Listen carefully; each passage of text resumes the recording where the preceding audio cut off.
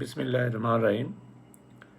آج ہم اس بات پر غور کریں گے کہ یہ جو جنگ ہے اس کے جو اتنے پیچیدہ حل تلاش کیے جا رہے ہیں، جو ایک سادہ سی بات سے شروع ہوئی تھی کہ ایران کی رجیم چینج کر دو، لیکن اگر ہم اس کو الٹ کر دیکھیں تو ہمارے سامنے اس جنگ کا حل ہمارے پاس ہی موجود ہے۔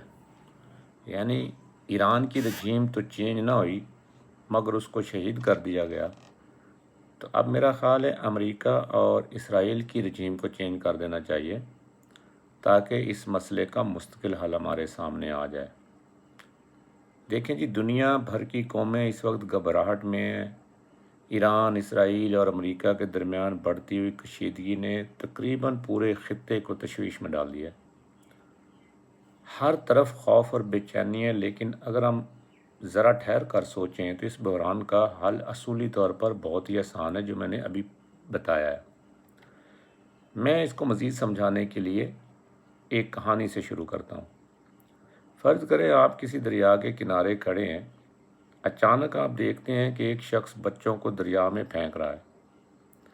آپ کی انسانیت بے چین ہو جاتی ہے، ہمدردی کے سبب آپ فوراً چھلانگ لگا کر بچوں کو بچانا شروع کر دیتے ہیں۔ لیکن جیسے ہی آپ ایک بچے کو ریسکیو کرتے ہیں، وہ شخص دوسرا بچہ پھینک دیتا ہے۔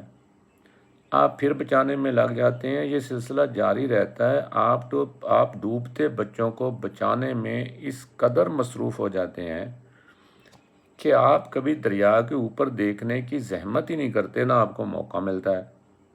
آپ یہ دیکھ ہی نہیں پاتے کہ آخر وہ شخص کون ہے جو بچوں کو دریا میں پھینک رہا ہے، اور اسے روکنا کس طرح ممکن ہے، کیونکہ جب تک آپ اسے نہیں روکیں گے وہ بچوں کو دریا میں پھینکتا رہے گا۔ اس جنگ کی تقریباً یہی صورتحال ہے۔ ایسے لگتا ہے پوری دنیا نے آنکھیں بند کر لی ہیں۔ ہم صرف رد عمل دکھا رہے ہیں، میزائل گر رہے ہیں، جوابی حملے ہو رہے ہیں، دھمکیوں کا سلسلہ بڑھتا جا رہا ہے، لیکن ہم اس دوڑ میں اس قدر الجھ چکے ہیں کہ اصل مسئلے کو نظر انداز کر رہے ہیں۔ ہم ان دو اشخاص کو روک ہی نہیں رہے جو دریا میں بچے پھینک رہا ہے یا پوری دنیا کو اس جنگ میں مسلسل دھکیل رہے ہیں۔ اور یہاں مجھے حیرت ہوتی ہے، حیرت اس بات پر کہ دنیا کے بڑے بڑے دانشور، تجزیہ نگار، مفکر اور وہ لوگ جو دنیا کی باغ دوڑ سنبھالے ہوئے ہیں، یہ سب اس قدر آسان اور یہاں حقیقت کی کیوں نہیں پڑھ رہے؟ کیوں کوئی دریا کے اوپر جانے کی بات نہیں کرتا؟ کیوں ہم ہر روز ایک ہی سوال پر بحث کرتے ہیں، کس کا میزائل زیادہ طاقتور ہے، کس کا میزائل تیز ہے، کس کا دفاع زیادہ مضبوط ہے؟ حالانکہ اصل سوال تو یہ ہے کہ یہ سلسلہ شروع کس نے کیا اور اسے روکنا کیوں ضروری ہے؟ مگر یہاں ایک اور بڑا سوال سامنے آتا ہے۔ کہانی تو سب سمجھ گئے ہیں، دریا کے اوپر جانا ہے، بچے پھینکنے والے کو روکنا ہے، لیکن یہ کام کون کرے گا؟ پھر مجھے ایک کہانی کی یاد آتی ہے۔ کہتے ہیں کہ کسی گاؤں میں ایک بلی چوہوں کے بل پر بیٹھ کر شکار کیا کرتی تھی۔ چوہے بہت پریشان تھی، ان کی زندگی عذاب بن چکی تھی۔ آخر کار انہوں نے اپنی ایک بیٹھک بلائی اور سب چوہوں نے مل کر اس کا کوئی حل تلاش کرنے کی کوشش کی۔ بڑے بڑے دانشور چوہے، تجربہ کار چوہے، نوجوان چوہے، سب نے مشورے دینے شروع کیے۔ کافی بحث کے بعد ایک چوہے نے ایک بہت ہی عمدہ مشورہ دیا۔ اس نے کہا، بھائیو، اس کا ایک ہی حل ہے، ہم بلی کے گلے میں گھنٹی باندھ دیتے ہیں۔ جب بلی چلے گی تو گھنٹی بجے گی، ہمیں فوراً پتہ چل جائے گا اور ہم وقت پر بھاگ کر محفوظ مقام پر چلے جائیں گے۔ واہ واہ واہ واہ! یہ سنتے ہی تمام چوہے خوشی سے اچھل پڑے۔ سب نے کہا، کیا مشورہ ہے، کیا بات ہے، کیا عمدہ مشورہ ہے، یہی حل ہے، اب ہمیشہ کے لیے بلی سے نجات مل جائے گی۔ مگر جب یہ گھنٹی بلی کے گلے میں باندھنے کی بات آئی تو سارا حال خاموش ہو گیا۔ کوئی بھی آگے آنے کو تیار نہیں تھا۔ ہر چوہے نے دوسرے کی طرف دیکھنا شروع کر دیا۔ ایک نے کہا، میں بوڑھا ہوں، یہ کام جوانوں کو کرنا چاہیے۔ دوسرے نے کہا، میں ابھی بیمار ہوں، کچھ دن بعد کرتا ہوں۔ تیسرے نے کہا، میرے بچے چھوٹے ہیں، کسی اور کو بھیج دو۔ نتیجہ یہ ہوا کہ کسی نے گلے میں گھنٹی نہیں باندھی۔ چوہے ویسے ہی پریشان رہے اور بلی ویسے ہی شکار کرتی رہی۔ دوستو، یہی ہمارا حال ہے۔ ہم نے بھی پہچان لیا کہ مسئلہ کیا ہے، ہم نے بھی جان لیا کہ دریا کے اوپر جانا ہے، جنگ شروع کرنے والوں کو روکنا ہے، ان کے گلے میں گھنٹی باندھنی ہے۔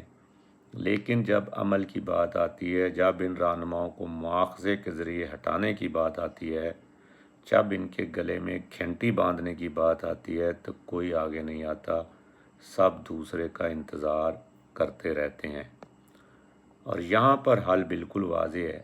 اگر ہم سچائی کو آنکھیں کھول کر دیکھیں، سب سے پہلے اب میں اسرائیل کے عوام سے بات کرتا ہوں۔ آپ خود بھی ان میزائلوں کا نشانہ بن رہے ہیں، آپ کا امن اور سلامتی کا حق بھی اسی طرح مجروح ہو رہا ہے جیسے آپ کے مقابل شہری ہیں۔ لیکن راستہ تو بدلنا ہوگا نا۔ تبدیلی کا آغاز قیادت سے ہوتا ہے۔ آپ کو وہ قیادت چاہیے جو جنگ کو نہیں، امن کو ترجیح دے، جو اپنی سیاسی بقا کے لیے آگ کو ہوا نہ دے۔ اگر آپ واقعی سلامتی چاہتے ہیں تو آپ کو ان لوگوں کو تبدیل کرنا ہوگا جو اس بحران کو ہوا دے رہے ہیں۔ اور دوسری طرف میں امریکہ کے شہریوں سے بھی مخاطب ہوں۔ آپ بھی صورتحال کے ذمہ دار ہیں، آپ اس سے بچ نہیں سکتے۔ موجودہ انتظامیہ کا نقطہ نظر اس کشیدگی کو ایسی طرف لے جا رہا ہے جہاں سے واپسی ممکن نہیں۔ اگر آپ چاہتے ہیں کہ پورا خطہ بڑی جنگ میں نہ جلے اور ہم آنے والے نسلوں کو بہتر دنیا فراہم کر سکیں، تو آپ کو بھی اپنی قیادت کو تبدیل کرنا ہوگا۔ یہ تبدیلی محض الیکشن کا انتظار کر کے نہیں آئے گی۔ جب جنگ کی آگ بھڑک رہی ہے، جب بے گناہ لوگ مارے جا رہے ہیں، تو ہمیں وہی طریقہ استعمال کرنا ہوگا جو جمہوریت نے ہمیں دیا ہے۔ اور آپ تو ہم سب سے زیادہ بہتر جمہوریت جانتے ہیں۔ آپ کے پاس مواخذے کا ریکارڈ بھی ہے، آپ کے پاس عینی مثالیں بھی موجود ہیں جب کسی بھی صدر کو ہٹایا جا سکتا ہے۔ لہٰذا ان رہنماؤں کو عہدے سے ہٹانا جن کے ہاتھوں میں خون لگا ہے، جن کی پالیسیاں تباہی پھیلا رہی ہیں، جو جنگ شروع کرتے ہیں وہ اسے ختم نہیں کر سکتے، ان کا وجود، ان کا سیاسی مستقبل، ان کا تسلط اسی جنگ سے جڑا ہوتا ہے۔ لہذا ضرورت ہے کہ عوام اٹھ کھڑے ہوں، اپنے آئینی اختیارات کو استعمال کریں اور ان جنگجو رہنماؤں کو اقتدار سے فارغ کریں۔ تب ہی جا کر دنیا کو امن مل سکتا ہے۔ کیونکہ کبھی یہ ایک ملک پر قبضہ کرتے ہیں، پھر دوسرے ملک پر قبضہ کرتے ہیں، پھر جھوٹ بولتے ہیں، اور اب تو آپ کے سارے پروفیسر بھی کہہ رہے ہیں کہ یہ جھوٹ بولتے ہیں، یہ قابل اعتبار نہیں ہے۔ تو اگر یہ قابل اعتبار ہی نہیں ہے، جھوٹے ہیں، تو ان کو اتار کے کوئی بہتر مستند شخصیت لائیں جس پر لوگ بھروسہ کریں۔ اب یہ تلخ حقیقت ہے کہ جو جنگ شروع کرتے ہیں وہ اسے ختم نہیں کر سکتے۔ آپ کسی ایسے شخص سے علاج کی توقع نہیں کر سکتے جو خود بیماری پھیلا رہا ہو۔ یہی بات مجھے میر تقی میر کا وہ شعر یاد دلاتی ہے جو صدیوں پہلے کہا گیا تھا۔ یقین کریں آج بھی اتنا ہی سچا ہے جتنا اس وقت تھا، یا انہوں نے جس سچویشن میں یہ کہا تھا۔ میر بھی کیا سادہ ہیں بیمار ہوئے جس کے سبب، میر بھی کیا سادہ ہیں بیمار ہوئے جس کے سبب اسی عطار کے لونڈے سے دوا لیتے ہیں۔ یعنی ہم کتنے نادان ہیں، جس کے سبب بیمار ہوئے اسی عطار سے دوا لیتے ہیں۔ یعنی نیتن یاہو اور ڈونلڈ ٹرمپ نے تو ہم ساری دنیا کو اس مصیبت اور جنگ میں دھکیلا ہے، اب اس جنگ کے علاج کے لیے بھی ہم اسی کے پاس جا رہے ہیں۔ ارے بھائی وہ کیسے اس کا علاج کرے گا؟ آج ہم بالکل وہی کر رہے ہیں۔ وہی لوگ جو اس بحران کو پیدا کر رہے ہیں، ان سے ہم حل کی امید لگائے بیٹھے ہیں۔ وہی لوگ جو میزائل اچھال رہے ہیں، ان سے ہم امن مانگ رہے ہیں۔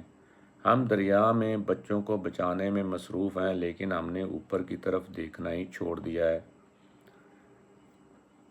ضرورت اس بات کی ہے کہ ہم اپنی سادگی کو چھوڑیں۔ اب وہ زمانہ نہیں رہا کہ ہم اسی حکیم صاحب سے دوائی لیں جس کی وجہ سے ہم بیمار ہوئے ہیں۔ ضرورت ہے کہ ہم دریا کے اوپر جائیں اور اس جنگ کی دریا میں بچوں کو اور انسانوں کو چھونکنے والوں کو روکیں۔ ضرورت ہے کہ عوام اپنی طاقت پہچانیں۔ جمہوریت میں سب سے بڑی طاقت عوام کے ہاتھ میں ہوتی ہے۔ اگر آپ کا اور میرا یقین ہے اپنی طاقت پر، اگر ہم چاہتے ہیں کہ ان رہنماؤں کو مواخذے کے ذریعے احساس ہٹا سکتے ہیں جن کو ہاتھوں میں خون ہے، جن کے ہاتھوں میں ایپسٹین فائل میں چیخنے رونے اور چلانے والی بچیوں کے خون ہے تو آج دنیا ہی بدل سکتی ہے، ہم بدل سکتے ہیں۔ یہ کوئی خواب نہیں، یہ آئین میں دیا گیا حق ہے۔ اب وقت آ گیا ہے کہ کوئی ایک چوہا آگے بڑھے، کوئی ایک انسان آگے بڑھے، کوئی ایک قوم، ایک عوام، ایک جماعت یہ ہمت کرے بلی کے گلے میں گھنٹی باندھے، ورنہ یہ سلسلہ اسی طرح چلتا رہے گا۔ بچے دریا میں گرتے رہیں گے، میزائل گرتے رہیں گے اور ہم صرف دیکھتے رہیں گے۔ تب جا کر اس جنگ کا کوئی حل ممکن ہوگا، تب جا کر کوئی مستقبل نظر آئے گا۔ دعا ہے کہ ہم سب بیدار ہوں اور اپنی آنکھیں کھولیں۔